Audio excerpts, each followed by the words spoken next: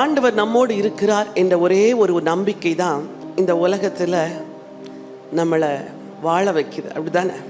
இயேசு உயிரோடு இல்லை என்றால் நீங்களும் இல்லை, நானும் இல்லை. இந்த ஆராதனை எதற்கு? உயிரற்ற ஒரு தேவனை தொழுது கொள்வதற்கா? ஒரு உயிருள்ள ஆண்டவரை தொழுது கொள்ள நாம் வந்திருக்கிறோம். அந்த ஆண்டவரை போற்றி பாடுகிற ஒரு பாடல். என் வாழ்வில் என்றுமே நன்மை செய்திடும் ஜீவதேவனே ஸ்தோத்திரம். உம்மை பாடி பாடி நான் என்றும் போற்றுவேன் தூயரேசுவே ஸ்தோத்திரம். என் வாழ்வில் என்றுமே நன்மை செய்திடும் ஜீவதேவனே ஸ்தோத்திரம். உம்மை பாடி பாடி நான் என்றும் போற்றுவேன் தூயரேசுவே ஸ்தோத்திரம். நீ போதும் நீ போதும், உம் அன்பு என்று போதும். நீர் என்றும் நல்லவர், சர்வ வல்லவரும் அன்பு எனக்கு போதும். போதும் நீ போதும், உம் அன்பு என்று போதும். நீர் என்றும் நல்லவர், சர்வ வல்லவரும் அன்பு எனக்கு போதும். என் வாழ்வில் என்றுமே நன்மை செய்திடும் ஜீவதேவனே ஸ்தோத்திரம். உம்மை பாடி பாடி நான் என்றும் போற்றுவேன் தூயரேசுவே ஸ்தோத்திரம். என் வாழ்வில் என்றுமே நன்மை செய்திடும் ஜீவதேவனே ஸ்தோத்திரம். உம்மை பாடி பாடி நான் என்றும் போற்றுவேன் தூயரேசுவே ஸ்தோத்திரம். நீ பேசும் நீ பேசும், என் செவிகள் திறந்து பேசும். நீ ஜீவனுள்ளவர், என்னில் வாழ்பவரும் வார்த்தை எனக்கு போதும். நீ பேசும் நீ பேசும், என் செவிகள் திறந்து பேசும். நீ ஜீவனுள்ளவர், என்னில் வாழ்பவரும் வார்த்தை எனக்கு போதும். என் சொல்லுங்க. என் வாழ்வில் என்றுமே நன்மை செய்திடும் ஜீவதேவனே ஸ்தோத்திரம். சொல்லுங்கள். என் வாழ்வில் என்றுமே நன்மை செய்திடும் ஜீவதேவனே ஸ்தோத்திரம். உம்மை பாடி பாடி நான் என்றும் போற்றுவேன் தூயரேசுவே ஸ்தோத்திரம். நீ தாங்கும் என்னை தாங்கும், உம் கிருபை கொண்டு தாங்கும். நீ தாங்கும் என்னை தாங்கும், உம் கிருபை கொண்டு தாங்கும். நீர் என்றும் பெரியவர், மகிமைக்குரியவர், உம் கிருபை எனக்கு போதும். என் வாழ்வில் என்றுமே நன்மை செய்திடும் ஜீவதேவனே ஸ்தோத்திரம். உம்மை பாடி பாடி நான் என்றும் போற்றுவேன் தூயரேசுவே ஸ்தோத்திரம். பரலோக பிதாவே, நீர் எங்கள் வாழ்க்கையில் எப்பொழுதும் நன்மை செய்கிறவர். அப்பா, உம்முடைய கிருபையினால் எங்களை தாங்குகிறவர். நீர் ஜீவனுள்ளவர், நீர் மகிமைக்குரியவர், எங்களை நேசிக்கிறவர். இந்த காலை வேளையிலும் ஆண்டவரே, அடியாளை மறைத்து உம்முடைய ஜனத்தோடு கூட நீர் பேசும்படியா நான் ஜெபம் செய்கிறேன். இரட்சகர் இயேசுவின் நாமத்தில் பிதாவே, ஆமென். ஆமென்.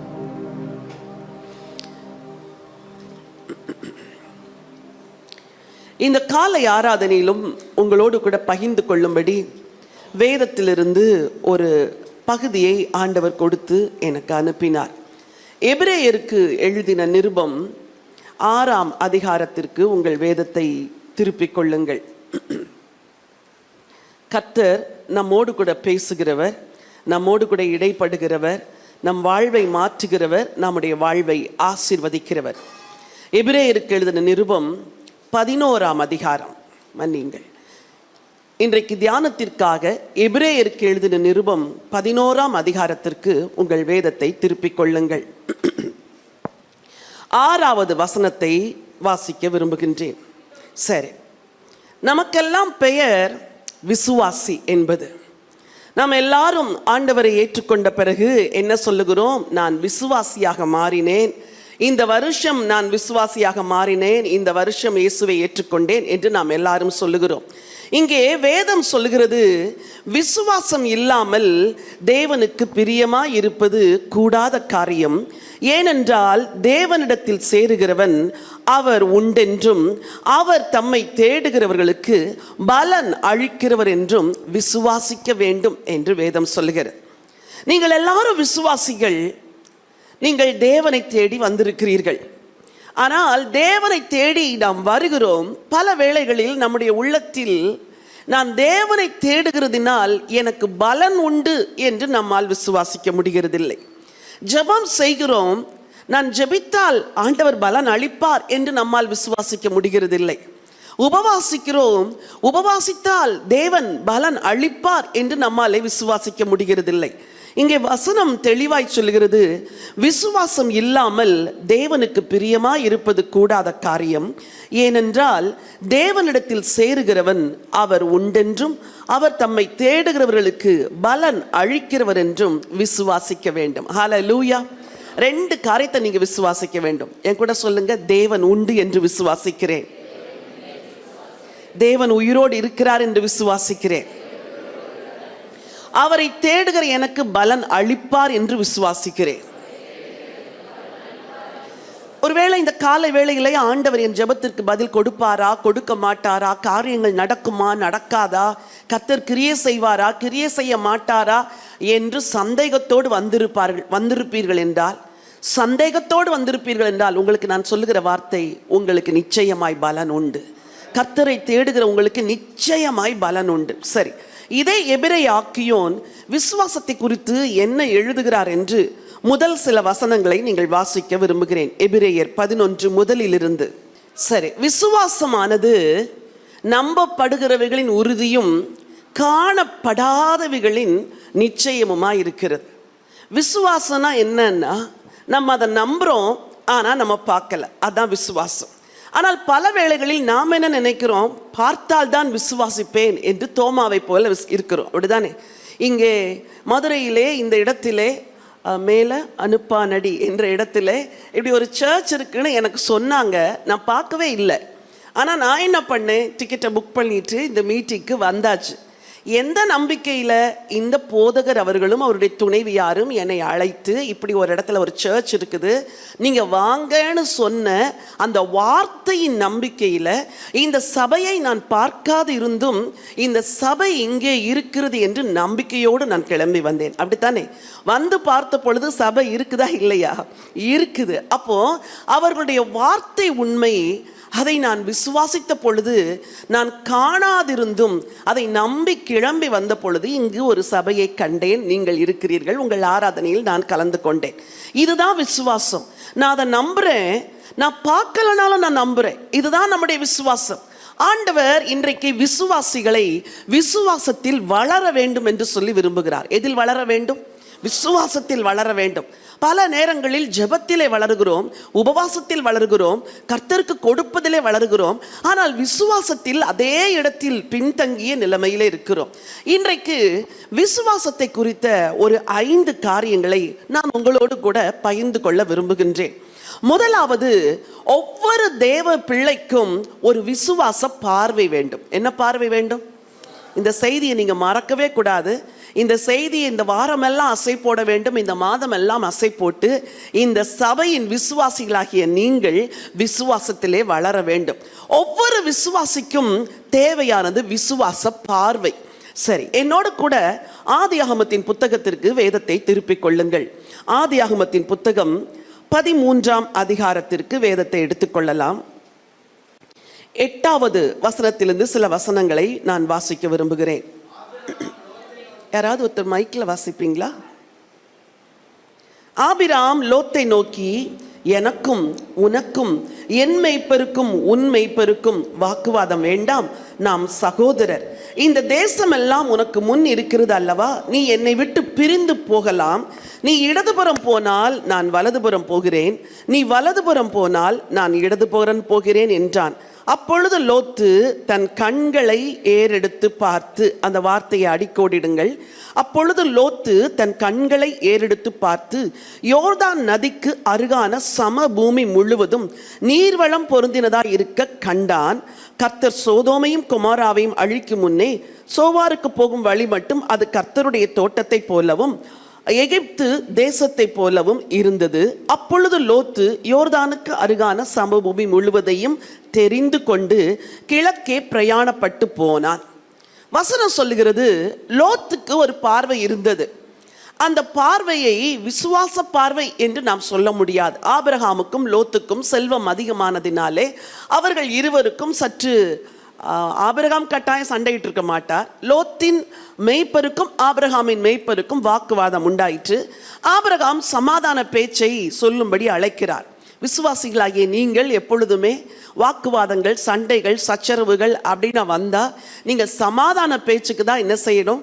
போக வேண்டும். நீங்கள் வாரி கட்டி கொண்டு போய் சண்டையிட நின்றால் நீங்கள் விசுவாசிகள் என்று சொல்ல முடியாது. இங்கே நம்முடைய முற்பிதாவாகிய ஆபிரகாம் லோத்தை கூப்பிட்டு சொல்லுகிறார், லோத்தே, இதோ பார்க்கிறாயே, இத்தனை பூமி உன் கண்களுக்கு முன்னதாக இருக்கிறதே, உனக்கு எது பிரியமோ அதை தெரிந்து கொள் என்று சொல்லுகிறார். வசனம் சொல்கிறது, லோத்து 10வது வசனத்தை பார்க்க விரும்புகிறேன். அப்பொழுது லோத்து தன் கண்களை ஏறெடுத்து பார்த்து, எதை ஏறெடுத்து பார்த்தார்? அவரா பார்த்தார். ஆண்டவற்றை கேட்டாரா? கேட்கல. அவராக யோசித்தார், அவராக பார்த்தார், அவராக தெரிந்தெடுத்து பிரயாணப்பட்டு புறப்பட்டு விட்டார். பார்வைக்கு அந்த சமபூமி முழுவதும் நீர்வளம் பொருந்தினதாய் இருக்க கண்டான் என்று நாம் வாசிக்கிறோம். எனக்கு அன்பானவர்களே, இன்றைக்கு அநேகர் எதை விசுவாசிக்கிறார்கள்? எனக்கு இப்படி நல்லது நடக்கும் அப்படின்னு விசுவாசிக்கிறேன், எனக்கு அது நடக்கும்னு விசுவாசிக்கிறேன். சில ஆண்டவரை அறியாத பிள்ளைகள் என்ன சொல்லுவாங்க? நீங்கள் நல்லது நடக்கும்னு நம்புங்க, அப்பதான் நல்லது நடக்கும் என்று. எப்படி நடக்கும் நல்லது? நல்லது எப்பொழுது நடக்கும் உங்கள் வாழ்க்கையில் என்றால் ஆண்டவருடைய வார்த்தையின்படி தான் நடக்கும். நாம ஒன்றை கற்பனை செய்வதாலோ, நாம ஒன்றை விரும்புவதாலோ வாழ்க்கையிலே நல்லது நடக்காது. இன்றைக்கு வாலிப பிள்ளைகளை பாருங்கள், எதிர்கால துணையை தெரிந்து கொள்கிற காரியத்தில் அவர்களாக ஒன்றை விருப்பப்பட்டு விட்டு கர்த்தர் எனக்கு சொன்னார் என்று சொல்லுகிறார்கள். நல்லது நடக்கும் என்று நினைக்கிறார்கள். பல வேளைகளில் அது நலமாய் நடப்பதில்லை. இங்க இருக்கிற ஒவ்வொரு வாலிபனுக்கும் வாலிப பெண்ணுக்கும் சொல்கிறேன், ஒரு படிப்போ ஒரு எதிர்காலமோ எதுவா இருந்தாலும் உன்னுடைய தெரிந்து கொள்ளுதல் என்று வரும் பொழுது இந்த லோத்தை போல நீங்கள் என்ன செய்யக்கூடாது? தெரிந்து கொள்ளக்கூடாது. பின்னாக வசனம் சொல்கிறது, லோத்து ஆபிரகாமை விட்டு பிரிந்த பின்பு, வாசிக்கலாம் 14வது வசனம். லோத்து ஆபிரகாமை விட்டு பிரிந்த பின்பு கர்த்தர் ஆபிரகாமை நோக்கி, உன் கண்களை ஏறெடுத்து நீ இருக்கிற இடத்திலிருந்து வடக்கேயும் தெற்கேயும் கிழக்கேயும் மேற்கேயும் நோக்கி பார். நீ பார்க்கிற இந்த பூமி முழுவதையும் நான் உனக்கும் உன் சந்ததிக்கும் என்றைக்கும் இருக்கும்படி கொடுத்து உன் சந்ததியை பூமியின் தூளை போல பெருக பண்ணுவேன். ஒருவன் பூமியின் தூளை எண்ணக்கூடுமானால் உன் சந்ததியும் எண்ணப்படும். என்ன அருமையா ஆண்டவருடைய வார்த்தை சொல்லுது பார். லோத்து தன் கண்களை ஏறெடுக்கிறார், தனக்கு பிரியமானதை தெரிந்தெடுக்கிறார், தானாக முடிவு செய்கிறார், புறப்பட்டு போகிறார். அவர் புறப்பட்டு போன பிறகு ஆண்டவர் ஆபிராமை பார்த்து பேசுகிறார். ஆபிராமே, இங்கே வா, உன் கண்களை ஏறெடுத்து பார். நீ பார்க்கிற இந்த பூமி முழுவதையும் நான் உனக்கும் உன் சந்ததிக்கும் கொடுப்பேன் என்று சொன்னார். இந்த வார்த்தையை கேட்ட பிறகுதான் ஆபிராம் அந்த இடத்தை சுதந்தரிப்பதற்கு கடந்து செல்லுகிறார். ஒருவேளை அதில் ஒரு சதுர அடி நிலத்தையாவது ஆண்டவர் அவனுக்கு கொடுக்காதிருந்த பொழுது என்று வேதத்திலே வாசிக்கிறோம். ஒன்றையுமே கொடுக்கவில்லை, ஆனால் உனக்கு தருவேன் என்று சொல்லுகிறார். இன்றைக்கு விசுவாசிகளே, உங்களுக்கு கூட ஆண்டவர் அப்படித்தான். நீங்கள் எதையுமே காணவில்லை என்றாலும், எதையுமே நீங்கள் கண்களினால் பார்க்காவிட்டாலும், ஆண்டவர் சொன்னால் நீங்கள் விசுவாச பார்வையோடு அதை நீங்கள் தரிசிக்க வேண்டும். ஹல்லேலூயா.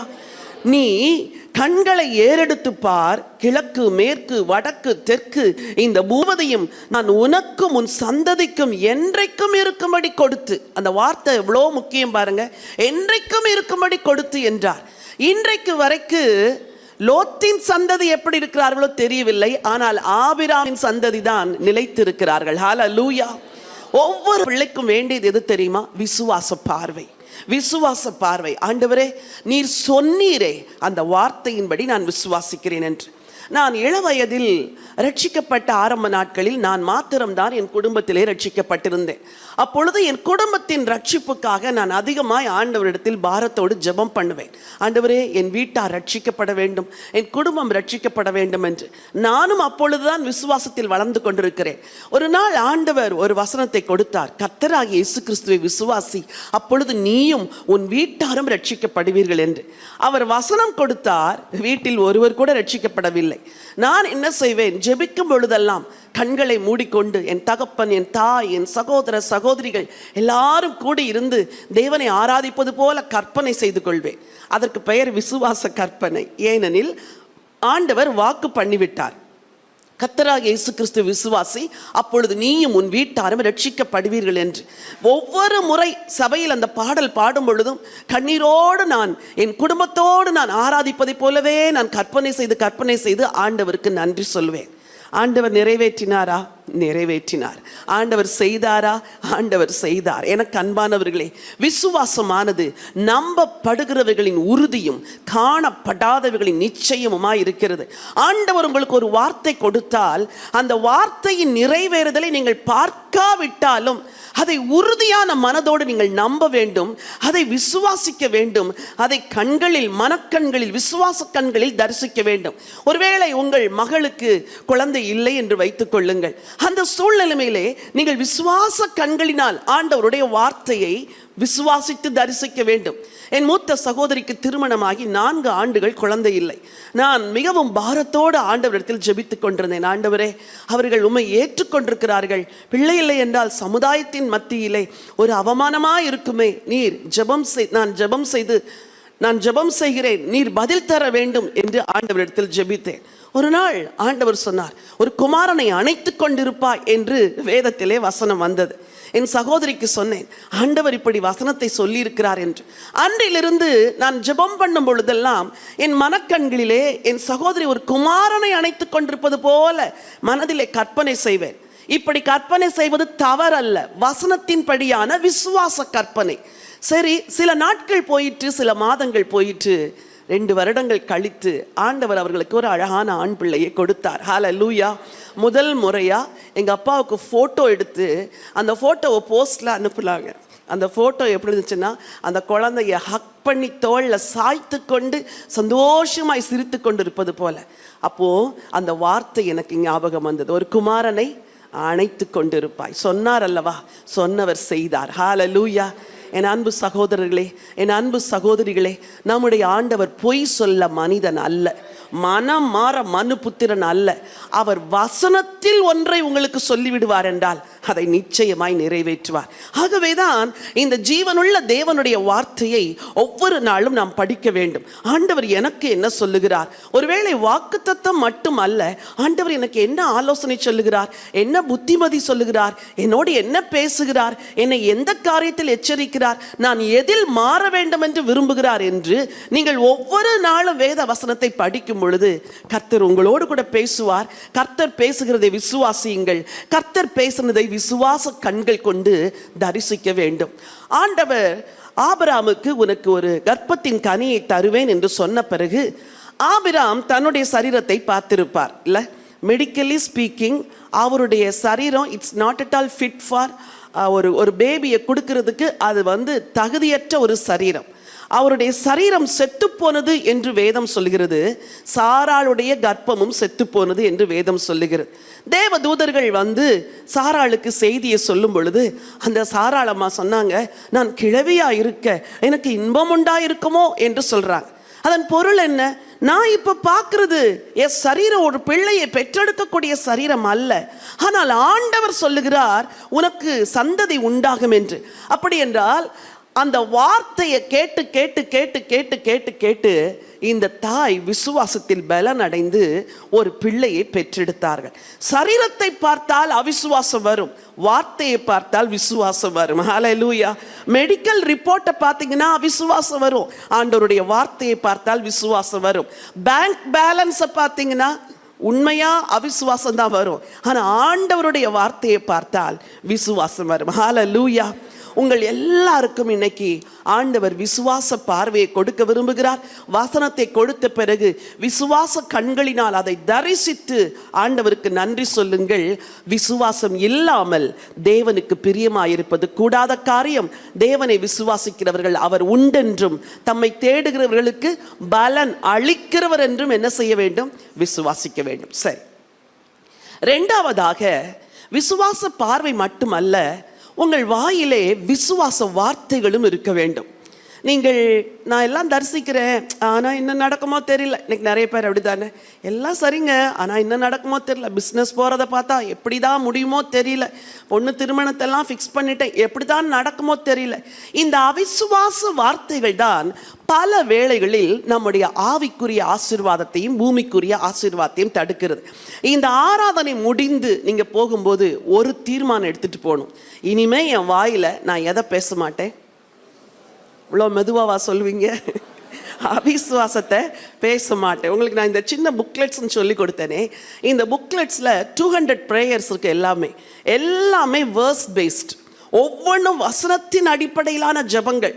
சுகத்திற்கான அந்த புக்லெட்டில் சுகத்திற்கான 200 வாக்குத்தத்தங்களை தெரிந்தெடுத்து ஆண்டவர் இப்படி சொல்லி இருக்கிறார், நான் இதை விசுவாசிக்கிறேன், சொல்லி இருக்கிறார், நான் விசுவாசிக்கிறேன், இந்த வார்த்தையின்படி நான் விசுவாசிக்கிறேன், இப்படிதான் அந்த ப்ரேயரே இருக்குது. அப்போ இனிமே உங்க ஜெபத்தை எப்படி மாற்றணும் தெரியுமா? கவனிங்க. ஆண்டவரே இறங்க மாட்டீரா, ஏசப்பா மனம் இறங்க மாட்டீரா, ஆண்டவரே இறங்க, அந்த மாதிரிலாம் நம்ம வார்த்தையை பேசக்கூடாது. ஆண்டவரே சொல்லி இருக்கிறீங்க, ஆண்டவரே உங்கள் வார்த்தை சொல்லியிருக்குது, பூமி எங்கும் எந்த ஜாதிகளிடத்திலும் செய்யப்படாத அதிசயத்தை உன் ஜனங்கள் எல்லாருடைய கண்களுக்கு முன்பாக செய்வேன். நான் உன்னோடு கூட இருந்து செய்யும் காரியம் பயங்கரமாக இருக்குன்னு சொன்னீங்களப்பா, நீங்கள் பெரிய காரியங்களை செய்யுங்கப்பா, நான் உன்னோடு கூட இருந்து உன்னை பெரிய ஜாதியாக்குவேன்னு சொன்னீங்களே, உங்கள் வார்த்தையின்படி செய்யுங்க. உங்கள் ஜெபங்கள் இனிமே வசனம் கலந்ததாக இருக்க வேண்டும். என்ன கலந்ததாக இருக்கணும் சொல்லுங்க. இனிமே சும்மா நம்ம சொந்த வார்த்தையை பேசலாம், ஆனால் ஒரு குறிப்பிட்ட காரியத்திற்காக நீங்கள் ஜெபிக்கும் பொழுது உங்க prayer, your prayer should be word based prayer. வசனத்தை சொல்லி சொல்லி சொல்லி விசுவாசிகள் ஜெபிக்கும் பொழுது நீங்கள் சொல்லுகிறீர்களே அந்த வசனம் மதிலிடிக்கிற எந்திரம் போல, ஹல்லேலூயா, சத்துருடைய அரண்கள் எல்லாம் விழும், பிசாசின் கோட்டைகள் எல்லாம் விழும். நீங்கள் என்ன காரியத்திற்காய் ஜெபிக்கிறீர்களோ அந்த ஜெபத்திற்கான பதில்களை நிச்சயமாய் உங்களுக்கு கொண்டு வரும். உங்களுக்கு தேவையானது விசுவாச வார்த்தை. ரோமருக்கு எழுதின நிருபம் 4ஆம் அதிகாரத்தை எடுத்துக்கொள்ளுங்கள். 18 வாசிக்கலாம். உன் சந்ததி இவ்வளவா இருக்கும் என்று சொல்லப்பட்டபடியே தான் அநேக ஜாதிகளுக்கு தகப்பனாவதை நம்புகிறதற்கு ஏதுவில்லாதிருந்தும் அதை நம்பிக்கையோடே விசுவாசித்தான். அவன் விசுவாசத்திலே பலவீனமாயிருக்கவில்லை. ஏறக்குறைய 100 வயதுள்ளவனாய் இருக்கும்போது தன் சரீரம் செத்து போனதையும் சாராளுடைய கற்பம் செத்து போனதையும் எண்ணாதிருந்தான். தேவனுடைய வாக்குத்தத்தத்தை குறித்து அவன் அவிசுவாசமாய் சந்தேகப்படாமல் தேவன் வாக்குத்தத்தம் பண்ணினதை நிறைவேற்ற வல்லவராய் இருக்கிறார் என்று முழு நிச்சயமாய் நம்பி தேவனை மகிமைப்படுத்தி விசுவாசத்தில் வல்லவனானான். அதாவது அவருடைய சூழ்நிலைமை, இன்னைக்கு உங்க சூழ்நிலைமை எப்படி இருக்குது அதே போலதான் ஆபிரகாமின் சூழ்நிலைமை இருந்தது. ஆனால் அவர் ஒன்றை நம்பினார், தேவன் வாக்குத்தத்தம் பண்ணினதை நிறைவேற்ற வல்லவராயிருக்கிறார் என்று நம்பி என்ன செய்தாராம்? விசுவாசித்து தேவனை மகிமைப்படுத்தினார். என்றால் தேவனை புகழ்ந்தார், தேவனுக்கு நன்றி சொன்னார், விசுவாச வார்த்தைகளை பேசினார் என்றுதான் அர்த்தம். ஆபிரகாமுக்கு இந்த விசுவாசம் ஆண்டவர் வாக்கு பண்ணின உடனேயே வரவில்லை. அது வந்திருந்தால் அவர் ஆகாரை திருமணம் செய்திருக்க மாட்டார். ஆனால் படிப்படியாய் படிப்படியாய் படிப்படியாய் படிப்படியாய் விசுவாசத்தில் வளர்ந்து பெரிய மாபெரும் விசுவாச வீரனாய் விசுவாசிகளுக்கு தகப்பனாய் மாறினார். இன்றைக்கு உங்க வாழ்க்கையில நம்மெல்லாம் இப்படிலாம் இல்லையே, நம்ம மனசுல எப்பவுமே அவிசுவாசம் தானே வருது. என்ன ஜெபம் பண்ணா கூட ஜெபம் முடிச்சுட்டு எந்திரிக்கும் போது அவிசுவாசமா தானே இருக்குது அப்படின்னு நீங்க நினைச்சீங்கன்னா, இன்னைக்கு நான் உங்களுக்கு சொல்றேன், நீங்க விசுவாச வார்த்தைகளை பேச பேச பேச பேச ஆண்டவர் உங்களை விசுவாசத்தில் வளர்ப்பார். விசுவாசம் எப்படி வளரும் அப்படின்னா, விசுவாசம் கேள்வினாலே வரும். கேள்வி ஆண்டவருடைய வார்த்தையினாலே வரும். ஒரு நல்ல ஹேபிட்டை இன்னைக்கு இந்த சபைக்கு வந்திருக்கிற இவ்வளோ விசுவாசிகளும் நீங்க எவ்ரிடே பிராக்டிஸ் பண்ணணும். அதிகாலையில் எழும்பி உங்கள் ஜெபத்தை முடித்து விட்டு உங்களை நல்லா ஃப்ரெஷ்அப் பண்ணிட்டு போய் உட்கார்ந்து தெளிந்த மனதோடு தேவனுடைய வார்த்தையை படிங்க. அவசரமாக படிக்கக்கூடாது, வேகமாக படிக்கக்கூடாது. வேலைக்கு போகிறோன்னு சொல்லிட்டு சரி ஒரு 4 வசனத்தை படிச்சுட்டு போயிடலாம் அப்படின்னு ஒரு சங்கீதத்தில் 16 வசனம் இருந்தால் 4 வசனத்தை படிச்சுட்டு வேலைக்கு போகக்கூடாது. வாலிப பிள்ளைங்களே உங்களுக்கு சொல்கிறேன், சிஸ்டமேட்டிக் பைபிள் ஸ்டடி அதுதான் உங்களை விசுவாசத்தில் வளர்க்கும். உட்கார்ந்து நிறுத்தி நிதானமாய், சில வேளைகளில் ஒருவர் இல்லைன்னா சத்தமாய் நீங்கள் வேதத்தை படிப்பீங்கன்னா திடீர்னு ஒரு இடத்துல கண் அப்படி நிற்கும். அந்த வசனத்தை விட்டு முன்னாடியும் போக முடியாது, பின்னாடி போக முடியாது. அப்படி அனுபவம் வந்திருக்குதா?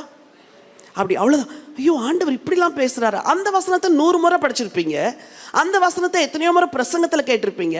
ஆனால் அன்றைக்கு அந்த வசனம் உங்கள் உள்ளத்தில் கொடுக்குற ஃபெய்த் இருக்கு பாருங்க, அது பயங்கரமான ஒரு ஃபெய்த்தாக இருக்கும். ஒவ்வொரு மாதமும் அந்த மாதத்தின் 1ஆம் தேதி ஒரு வாக்குத்தத்த செய்தி என்ற ஒன்றை எங்கள் ஊழியத்தின் மூலமாய் வெளியிட்டு கொண்டிருக்கிறோம். அந்த வாக்குத்தத்த செய்தியை வாங்குறதுக்கு நான் படுற பாடை எனக்கு தான் தெரியும்.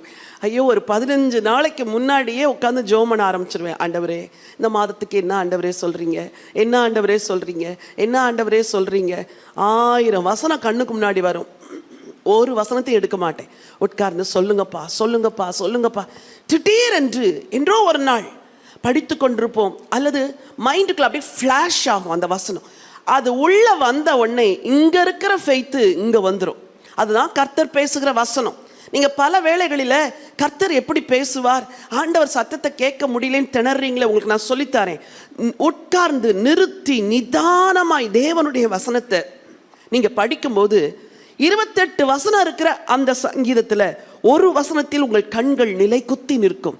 இது என்ன இந்த வசனம் இப்படி சொல்லுதே, இது என்ன இப்படி சொல்லுது. தேவரீர் என் விளக்கை ஏற்றுவீர், தேவனாகிய கர்த்தர் என் இருளை வெளிச்சமாக்குவீர் அப்படின்னு ஒரு வசனம் வந்துச்சுன்னா எத்தனையோ முறை வாசிச்சிருப்பீங்க.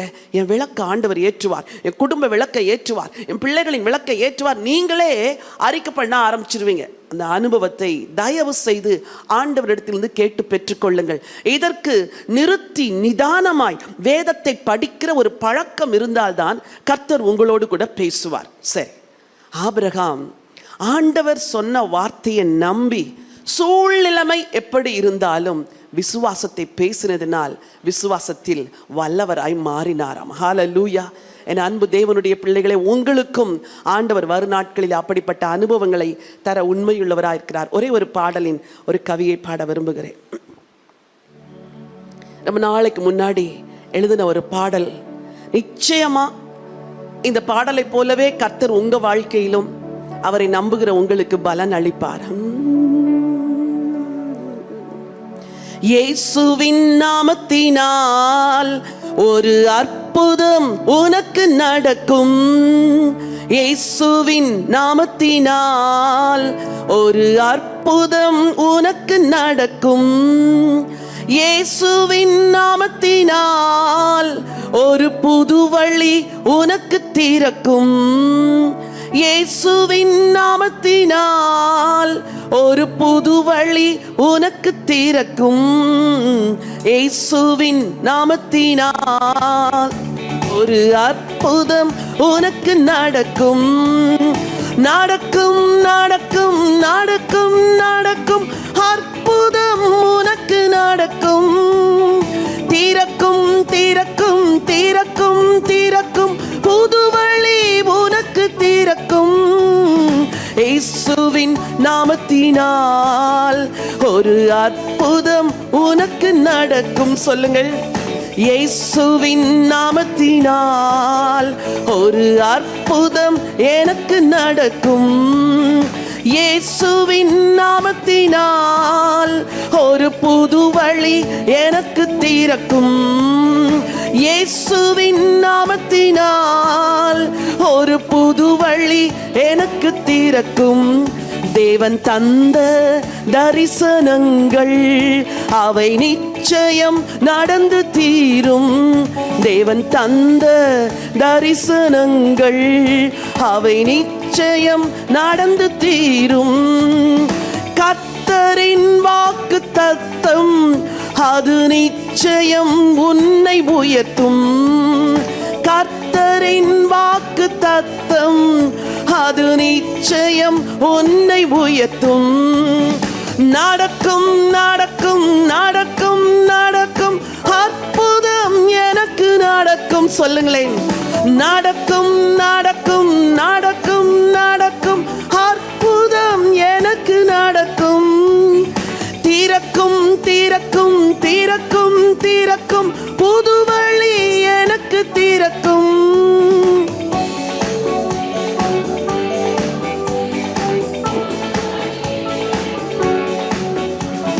இயேசுவின் நாமத்தினால் ஒரு அற்புதம் எனக்கு நடக்கும்.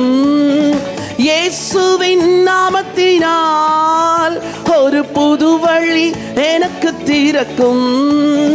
இயேசுவின் நாமத்தினால் ஒரு புது வழி எனக்கு திறக்கும். ஹல்லேலூயா. இத போன்ற விசுவாச பாடல்களை நீங்க பாடணும். எல்லாம் சோக பாட்டா பாடக்கூடாது. ஏன் என்னை கைவிட்டீர் ஐயா, உம்மை நோக்கி கூப்பிட, அதெல்லாம் இல்லை.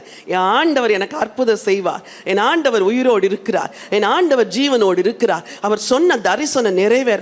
இதை விசுவாசிச்சாதான் நம்முடைய வாழ்க்கை நிறைவான வாழ்க்கையா இருக்கும். ஹல்லேலூயா. சரி, நான் சொன்னேன் உங்களுக்கு விசுவாச கண்கள் பார்வை வேண்டும், அதே போல விசுவாச வார்த்தை வேண்டும் என்று.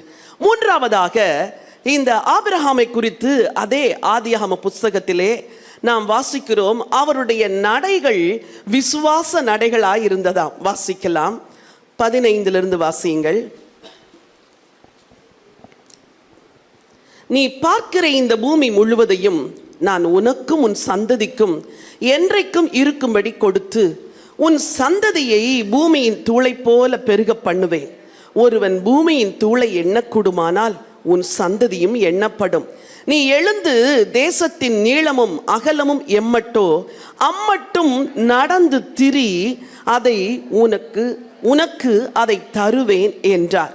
ஹல்லேலூயா. அந்த வசனத்தை தொடர்ந்து ஒரு வசனம் வருகிறது. அப்பொழுது ஆபிராம் கூடாரத்தை பெயர்த்து கொண்டு போய் எபிரோனில் இருக்கும் மம்ரேயின் சமபூமியில் சேர்ந்து குடியிருந்து அங்கே கர்த்தருக்கு ஒரு பலிபீடத்தை கட்டினான். ஹல்லேலூயா.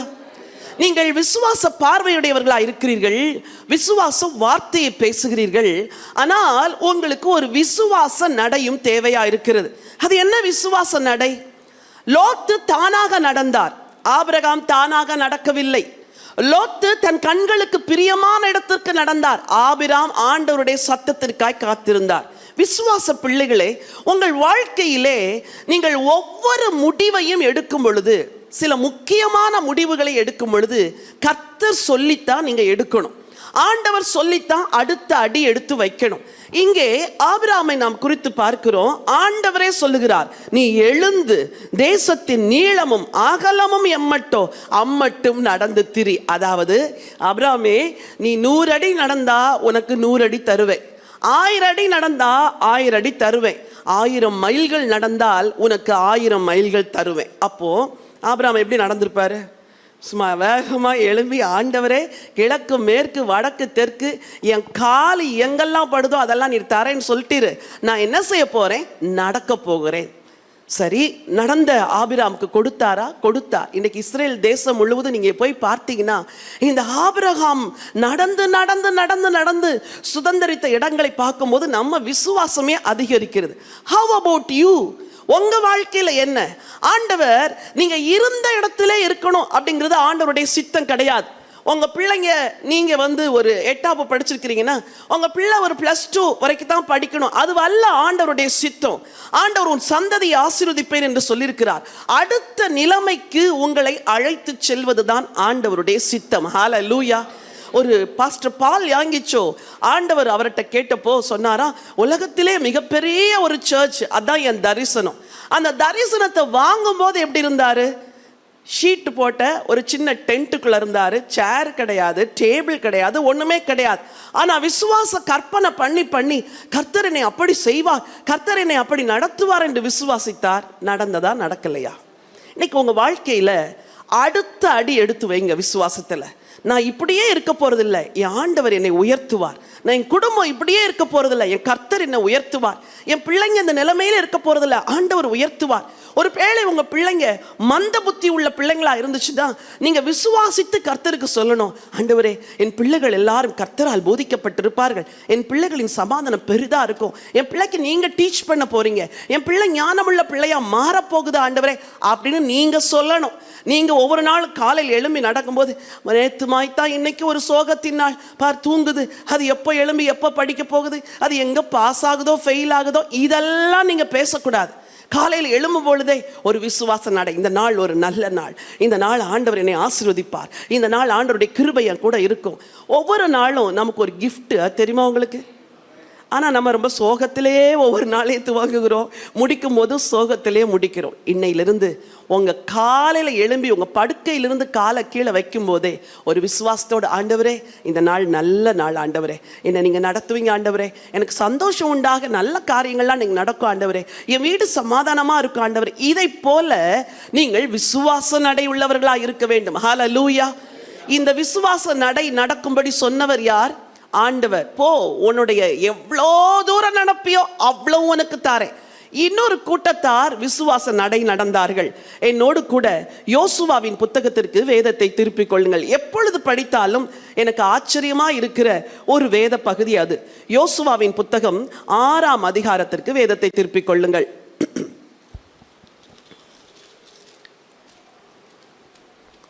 6ஆம் அதிகாரம் 1, 2, 3 வாசிக்கலாம். எரிகோ இஸ்ரவேல் புத்திரருக்கு முன்பாக அடைக்கப்பட்டிருந்தது.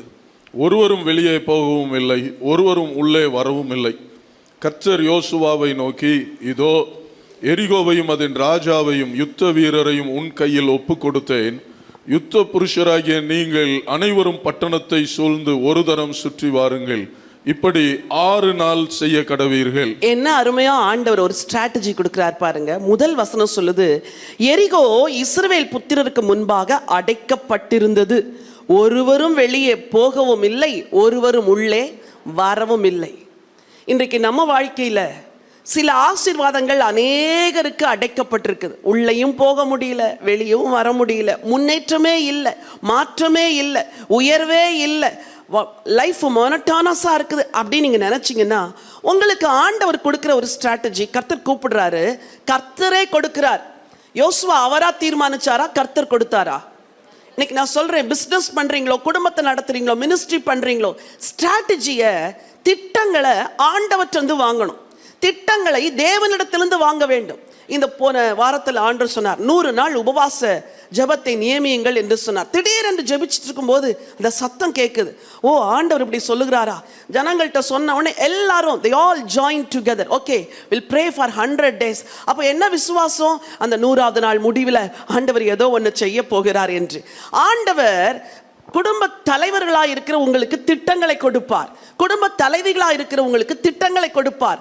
உங்களுக்கு திட்டம் கொடுத்த உடனே எல்லாரும் அதை ஏற்றுக்கணும் அப்படின்னு நினைக்கக்கூடாது. இங்கே பாருங்க, ஆண்டவர் இப்படி சொன்னார் அப்படின்னு உங்கள் ஹஸ்பண்ட போய் சொன்னீங்கன்னா அவர் உடனே அந்த திட்டத்தை என்ன செய்ய மாட்டார்? ஏற்றுக்கொள்ள மாட்டார். You have to pray. நீங்கள் அதற்காக ஜெபிக்கணும். அந்த திட்டம், தேவ திட்டம் நிறைவேறும்படி ஏற்ற வேளை வரும்பொழுது உங்கள் கணவரே உங்கள்கிட்ட வந்துமா, நான் இப்படி ஒன்று யோசிக்கிறேம்மாண்ணா, அப்படிங்களா, ஆண்டவர் எனக்கு போன மாசமே சொன்னாருங்க, அப்பதான் அதை சொல்லணும். அதே போலதான் கணவர் மாறும். குடும்பமா இணைந்து தேவ திட்டங்களை கேட்டு வாங்குங்க.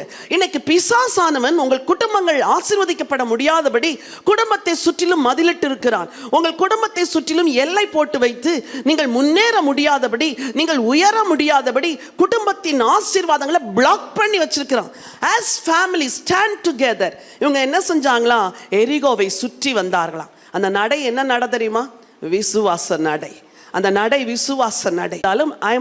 ஒரு ஆட்டோவில் போவாங்க, சம்டைம்ஸ் வேனில் போவாங்க. ஒரு குறிப்பிட்ட காரை நிறுத்திட்டு அந்த காருக்கு பல நாட்கள், சில மாதங்கள் அவங்கள கொண்டு ட்ராப் பண்ணிட்டு வெளியே இருந்து ஜெபம் பண்ணிட்டே இருப்பேன். அந்த நாட்களுக்கு பின்னாக பெரிய மாற்றங்களை அவங்க வாழ்க்கையில் பார்க்க ஆரம்பித்தேன். படிப்பில் கான்சென்ட்ரேட் பண்ண ஆரம்பித்தாங்க. படிக்கணுங்கிற ஒரு சிந்தையோடு படிக்க ஆரம்பித்தாங்க. அப்போ தான் புரிஞ்சது, கர்த்தர் என்னை, ஒருவேளை நான் நடந்து போகலை, ஆனாலும் ஒரு ஃபெய்த் டிரைவில் போய் அந்த இடத்துல நின்று ஜெபிக்கும் பொழுது கர்த்தர் மாற்றங்களை கொடுக்கிறார்.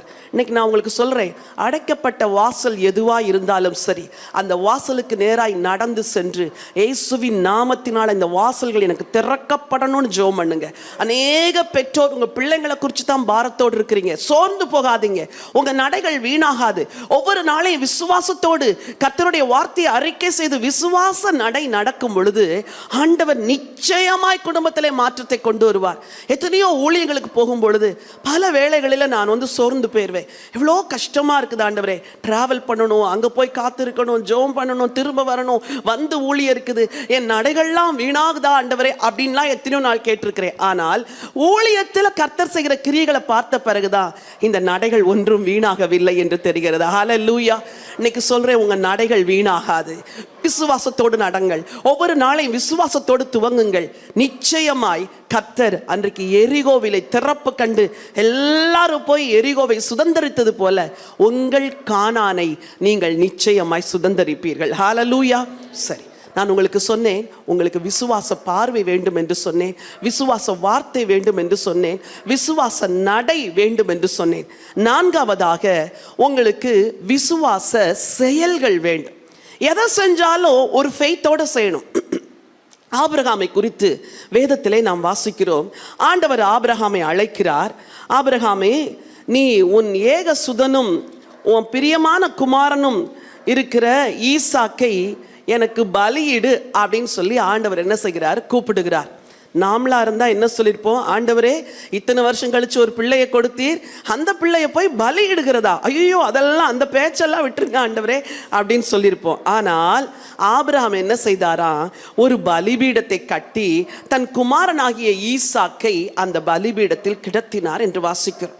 இது விசுவாச செயல். சொல்லுங்க, என்னது? ஒரு பெண் ஒருத்தி இருந்தால், ஆலயத்தில் எல்லாரும் ஆலயத்தில் காணிக்கை போட்டார்கள். அவர்கள்லாம் தங்க ஐஸ்வர்யத்திலிருந்து போட்டார்கள். இவ கையில் இருந்தது எவ்வளவு? 2 காசு. அந்த 2 காசை கண்ணை மூடி போட்டா. எதுக்கு போட்டா? உள்ளதான் இருக்குது, இருக்கிற கடைசியும் கத்துட்டு கொடுத்துட்டேன். Act of faith.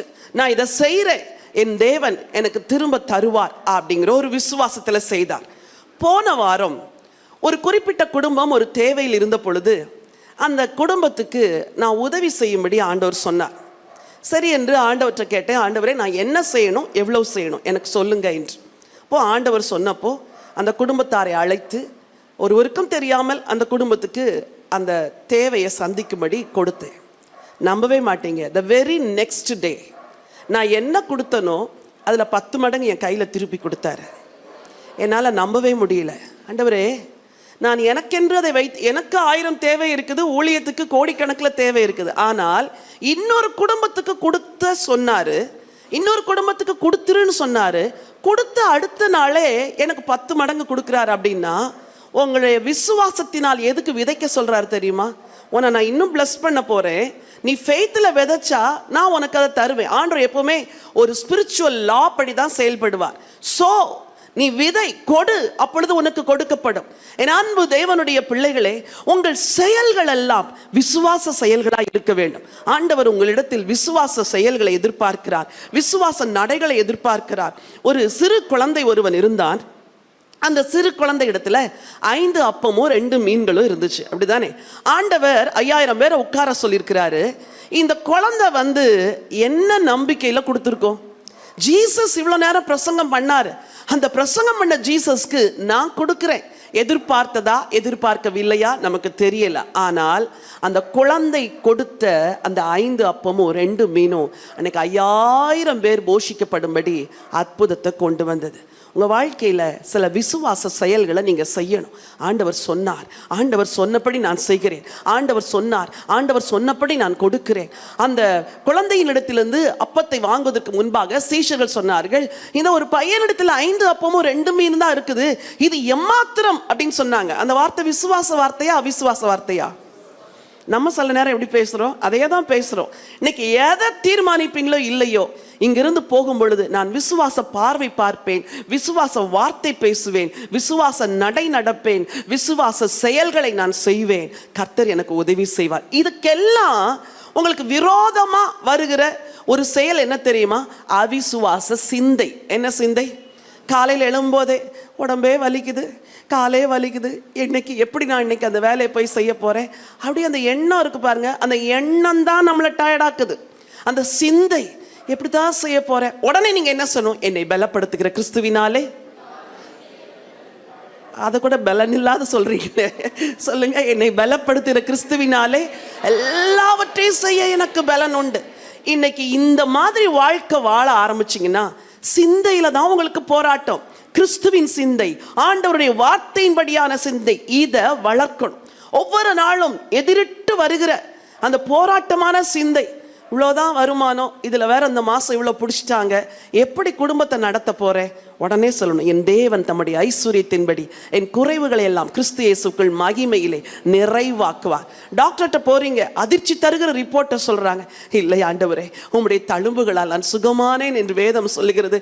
நான் அதை விசுவாசிக்கிறேன். மெய்யாகவே எங்கள் பாடுகளை ஏற்றுக்கொண்டு எங்கள் துக்கங்களை சுமந்தீங்க. விசுவாசிகளே, வார்த்தையை அறிக்கை செய்கிற, வார்த்தையை விசுவாசிக்கிற, வசனத்தின்படியாய் சிந்தையை மாற்றுகிற ஒரு பழக்கம் உங்களுக்கு இருந்ததுன்னா, இந்த ட்ரெடிஷ்னலாக கஷ்டம் வருது, ஆண்டவர் என்ன செய்ய, இந்த பாடுகளின் மத்தியில் என்ன நடத்துறார், இந்த உபத்திரவத்தின் மத்தியில் நடத்துறார், சகிச்சுதான் ஆகணும். இல்லை, சகிச்சு ஆகணும், இல்லை ஜெயிச்சு ஆகணும். ஹல்லேலூயா. அத பிசாசின் போராட்டத்தை ஏற்றுக்கொண்டு கண்ணீரில் வாழல்ல, சத்துருவின் சகல கிரியைகளை உடைச்சு நீங்க ஜெயிக்கிறதுக்கு தான் கர்த்தர் நம்மை அழைத்திருக்கிறார்.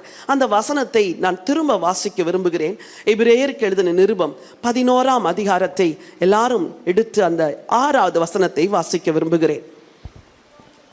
எல்லாரும் எடுத்துக்கொள்ளுங்கள். 308வது பக்கம். விசுவாசம் இல்லாமல் தேவனுக்கு பிரியமாய் இருப்பது கூடாத காரியம். ஏனென்றால் தேவனிடத்தில் சேருகிறவன் அவர் உண்டென்றும் அவர் தம்மை தேடுகிறவர்களுக்கு பலன் அளிக்கிறவர் என்றும் விசுவாசிக்க வேண்டும். அப்படியே அந்த பேஜை வச்சுக்கோங்க. யாரெல்லாம் தேவனை எப்படி விசுவாசிச்சாலும் சுருக்கமா அதுல இருந்து சில வசனங்களை மட்டும் உங்களுக்கு நான் சொல்ல விரும்புகிறேன். 7வது வசனம், விசுவாசத்தினாலே நோவா தற்காலத்தில் காணாதவைகளை குறித்து தேவ எச்சரிப்பு பெற்று அமைதியாயிருந்தான். அப்படியா இருக்குது? பயபக்தி உள்ளவனாக என்ன செய்ய ஆரம்பிச்சாரு? விசுவாச செயல். ஆண்டவர் சொன்னாரு, பெருமழை வரப்போது, நோவா பேழையை உண்டு பண்ணு. உங்க குடும்பத்துக்காக ஆண்டவர் சில திட்டங்களை தருவார். தகப்பன்மாரிடத்தில் பேசுவார், தாய்மாரிடத்தில் பேசுவார், ஊழியத்திற்கு திட்டங்களை கொடுப்பார். விசுவாசத்தினாலதான் அதை செயல்படுத்த நீங்க முயற்சிக்கணும். எங்கள் ஊழியத்திலே பல திட்டங்களை ஆண்டவர் தருவார். திடீர்னு ஒரு ஃபேமிலி கேம்ப் நடத்துங்கம்பார், திடீர்னு ஒரு பைபிள் கான்ஃபரன்ஸ் நடத்துங்கன்னு சொல்வார் ஆண்டவர். அதை துவங்குறதற்கு ஏற்ற பொருள் வசதியோ எதுவுமே இருக்காது அந்த சூழ்நிலையில. கணவர் சொல்வார், அம்மா நம்ம துவங்குனா ஆண்டவர் தருவாருமா அப்படின்னு சொல்லுவாங்க. இன்னைக்கு நான் உங்களுக்கு சொல்றேன், நீங்க துவங்குனீங்கன்னா ஆண்டவர் தருவார். நீங்க துவங்குனீங்கன்னா கர்த்தர் செய்வார். வசனம் சொல்லுது, நோவா எச்சரிப்பு பெற்று பேழையை உண்டு பண்ணினார். மழை வந்துச்சா வரலையா? நிச்சயமா வந்துச்சு. எல்லாரும் என்ன சொல்லிருப்பாங்க? மழை வருதாம். மழை, தாத்தாவுக்கு வயசாயிருச்சு, ஏதோ ஆயிடுச்சு போலுக்கு, இவ்வளோ பெரிய பேழையை கட்டுறாரு பாருப்பா, அப்படிலாம் பரிகசிச்சுட்டு இருப்பாங்க. பரிகாசம் பண்ணா பயப்படாதீங்க. கர்த்தருக்காக நீங்க வாழும்போது உங்க சொந்தங்கள், பந்தங்கள், உறவினர்கள் எல்லாம் உங்களை கேவலமா பேசினா பயப்படாதீங்க. நீங்க நோவாவை முன்வைத்து நீங்கள் விசுவாச பாதையிலே நடக்க வேண்டும். சரி, அதை அடுத்து 11வது வசனம், விசுவாசத்தினாலே சாராளும் வாக்குத்தத்தம் பண்ணினவர் உண்மையுள்ளவர் என்று எண்ணி கர்ப்பந்தரிக்க பலனடைந்து வயது சென்றவளாயிருந்தும். நான் இப்படி யோசிக்கிறேன், 5 மாதம் ஆக துவங்கும் போது வயிற்றுக்குள்ள பிள்ளை என்ன செஞ்சிருக்கோம்? மூமெண்ட்ஸ், ஃபீட்டல் மூமெண்ட்ஸ் வந்துடும். சாராமா சொல்லியிருப்பாங்க, எனக்கு உள்ள குழந்தை இருக்குது அசையுதுன்னா எல்லாரும் என்ன செஞ்சிருப்பாங்க? சிரிக்க மாட்டாங்களோ? எவ்வளோ சிரிச்சிருப்பாங்க, விழுந்து விழுந்து சிரிச்சிருப்பாங்க. பாரு, பாட்டிக்கு வயிற்றுக்குள்ள என்ன இருக்குதா? குழந்தை இருக்குதா, ஏதாவது வேற ஏதாவது கட்டி இருக்கும் அப்படின்னு சொல்லியிருப்பாங்க. ஆனால் சாராளை குறித்து வேதம் சொல்லுது, விசுவாசத்தினாலே சாராளும் வாக்குத்தத்தம் பண்ணினவர் உண்மை உள்ளவர் என்று எண்ணி கர்ப்பந்தரிக்க பலனடைந்து வயது சென்றவளாய் இருந்தும், சூழ்நிலைமை எதிராக இருந்தும், சூழ்நிலைமை பாசிட்டிவா இல்லாத இருந்தும் பிள்ளை பெற்றாள். இன்னைக்கு உங்களுக்கு சொல்றேன், சூழ்நிலைமை எவ்வளோ அகெயின்ஸ்டா இருந்தாலும், if you believe God's word, ஆண்டவர்கள் கொடுத்த வார்த்தையை விசுவாசிக்கும் பொழுது உங்க வாழ்க்கையிலும் அந்த ஆசீர்வாதம் வரும். சரி, இன்னும் நிறைய காரியங்கள் இருக்கிறது. 22 வாசியுங்கள். விசுவாசத்தினாலே யோசேப்பு இஸ்ரவேல் புத்திரர் எகிப்து தேசத்தை விட்டு புறப்படுவார்கள் என்பதை பற்றி தன் அந்திய காலத்தில் பேசி தன் எலும்புகளை குறித்து கட்டளை கொடுத்தார். தன் அந்திய காலத்தில் பேசி 400 வருஷம் அடிமையா இருப்பார்கள் என்று ஆண்டவர் சொன்னார். யோசேப்பு அந்திய காலத்துல பேசிட்டாரு. பல வருஷங்கள் அது நடக்கல. ஆனா ஒரு நாள் நடந்துச்சா நடக்கலையா? நடந்துச்சு. நீங்க புறப்படுவீங்க, போகும்போது என் எலும்பை எடுத்துட்டு போவீங்க. என் அன்பு தேவனுடைய பிள்ளைகளே, விசுவாச பார்வை பாருங்கள், விசுவாச வார்த்தைகளை பேசுங்கள், விசுவாச சிந்தையுடையவர்களா இருங்கள், விசுவாச செயலுடையவர்களா இருங்கள். இறுதியிலே தம்மை தேடுகிறவர்களுக்கு பலன் அளிக்கிற தேவனிடத்திலிருந்து உங்கள் விசுவாசத்தின் பலனை நிச்சயமாய் பெற்றுக்கொள்வீர்கள். எல்லாரும் இருக்கிற இடங்களில் எழும்பி நிற்கலாமா? தேங்க்யூ ஃபாதர், உமக்கு நன்றி அப்பா. Thank you Jesus, thank you Jesus. நன்றி ஆண்டவரே. ஹல்லேலூயா. உங்கள் வலதுகரத்தை ஆண்டவருக்கு நேராய் உயர்த்தி கர்த்தருக்கு நன்றி சொல்லுங்க. என்னை நீர் அழைத்தீர் ஆண்டவரே. ஒரு விசுவாச வாழ்வுக்கு தான் என்னை அழைத்தீர். காண்கிறதை நம்புகிறது நம்பிக்கை அல்ல. ஒருவன் தான் காண்கிறதை ஏன் நம்ப வேண்டும்? காணாததை விசுவாசித்தால் அது வருகிறதற்கு பொறுமையோடே காத்திருப்போம் என்று வேதம் சொல்லுகிறதே. சகோதரனே, சகோதரி, நான் விசுவாசிச்சு சோர்ந்து போய் இருக்கிறேன் சொல்றீங்களா? நடக்கும் நடக்கும் நினைச்சு நான் தளர்ந்து போய் இருக்கிறேன் என்று சொல்லுகிறீர்களா? சாராளும் வாக்குத்தத்தம் பண்ணினவர் உண்மை உள்ளவர் என்று எண்ணி வயது சென்றவளா இருந்தும் கர்ப்பந்தரிக்க பலன் அடைந்து ஒரு பிள்ளையை பெற்றாள் என்று வாசிக்கிறோம். விசுவாச வீரர்களின் பட்டியல் எபிரேயர் 11 எழுதப்பட்டிருக்கிறது. அவர்கள் ஒருவர் கூட வெட்கப்பட்டு போகவில்லை. நீ வெட்கப்பட்டு போவதில்லை மகனே, நீங்கள் வெட்கப்பட்டு போவதில்லை சகோதரி. உங்கள் வலதுகரத்தை எடுத்து உங்க இருதயத்தின் மேல வச்சு ஆண்டவரை பார்த்து சொல்லுங்க, எனக்கு விசுவாச பார்வை தாங்கப்பா. நான் அவிசுவாசமா பார்த்து பார்த்து உலகத்தையே பார்த்து பார்த்து நான் சோர்ந்து போயிட்டேன். ஆபிரகாமே, நீ வா என்று அழைத்து வானத்தின் நட்சத்திரங்களை காட்டி உன் சந்ததி இவ்வண்ணமா இருக்கும் என்று சொன்னீங்கப்பா. அது அப்படியே நிறைவேற்றின தேவன் எனக்கும் விசுவாச பார்வையை தாங்க. வாயை திறந்து கேளுங்க. இதுவரைக்கும் நீங்க எங்களுக்கு சொன்ன எல்லா வார்த்தையும் நம்புகிறேன் ஆண்டவரே. இந்த ஆண்டு இரட்டிப்பான நன்மையை தருகிற ஆண்டு என்று ஆண்டவர் உங்களுக்கு சொல்லி இருக்கிறாரே. You will receive double folded blessings. ஆண்டவர் உனக்கு இரட்டிப்பான ஆசீர்வாதத்தை தான் தருவார் சகோதரனே, சகோதரி. உங்களுக்கு இரட்டிப்பான ஆசீர்வாதத்தை தான் தருவார். உங்கள் கண்கள் எல்லாவற்றையும் விசுவாசத்தோடு பார்க்கட்டும். இன்றிலிருந்து விசுவாசத்தோடு கூட பேசுங்க. சொல்லுங்க, நான் விசுவாசிப்பவர் இன்னார் என்று அறிந்திருக்கிறேன்.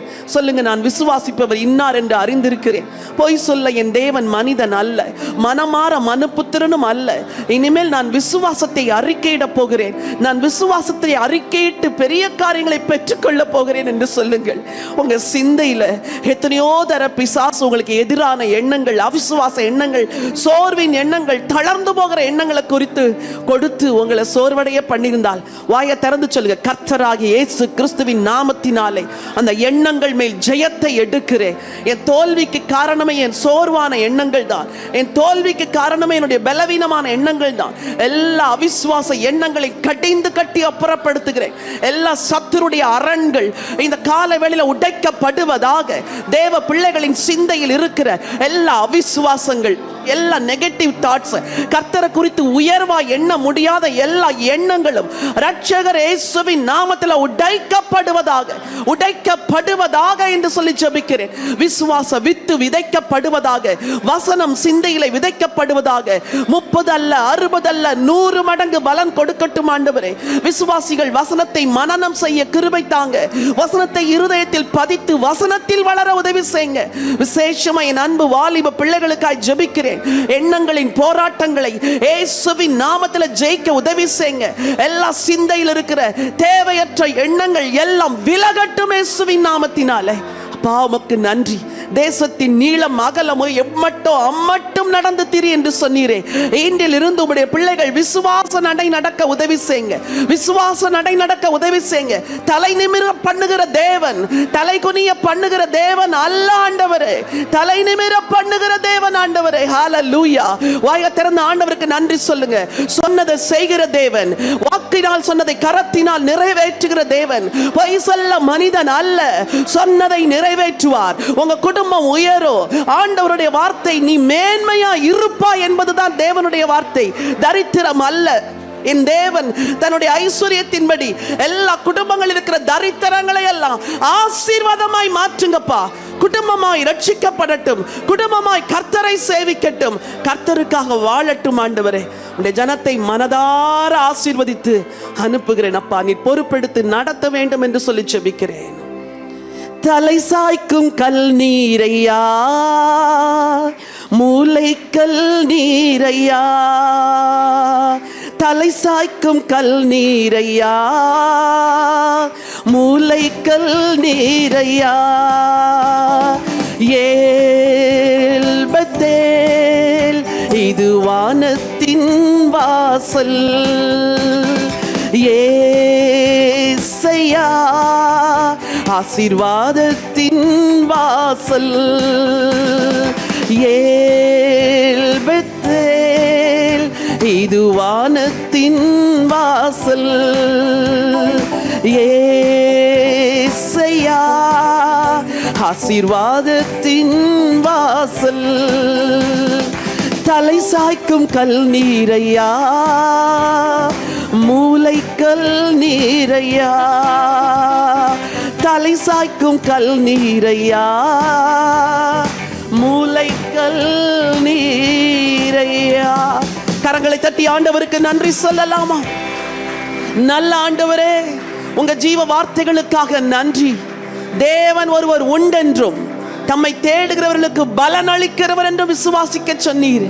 கோலும் கையுமாய் கடந்து போனவனை 2 பரிவாரங்கள் உள்ளவனாய் மாற்றினீரே, உமக்கு கோடி ஸ்தோத்திரம். கர்ப்பம் செத்து போன ஆபிரகாமை ஜாதிகளுக்கு தகப்பனாய் மாற்றினீரே, உமக்கு நன்றி. உம்முடைய ஜனத்தை கர்த்தர் அப்படியே ஆசீர்வதிக்க போகிறதற்காய் உமக்கு நன்றி. சொன்னதை செய்கிறவருடைய கரங்களில் உடைய பிள்ளைகளை ஒப்புக் கொடுக்கிறோம். ஆசீர்வாதத்தோடு கூட அனுப்புங்கப்பா. தொடர்ந்து உடைய நாமத்தை மகிமைப்படுத்துங்க. ராஜா இயேசுவின் நாமத்தில் பிதாவே, ஆமென்.